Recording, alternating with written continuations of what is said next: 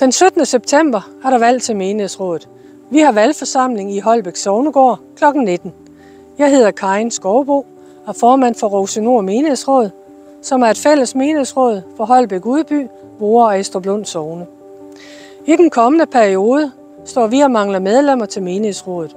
Så vil du være med i vores nærdemokrati, så kan du være med til at bestemme, hvad ligningsmidlerne skal bruges til.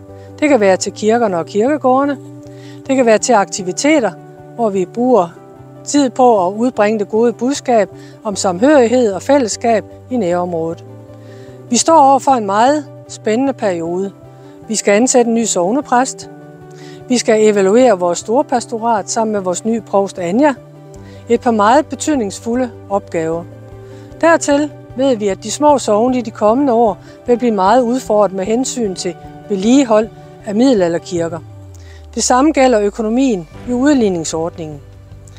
Det er meget vigtigt, at vi har nogle stemmer, så vi giver vores mening til kende på provstiniveau, på stiftsniveau og på landsniveau.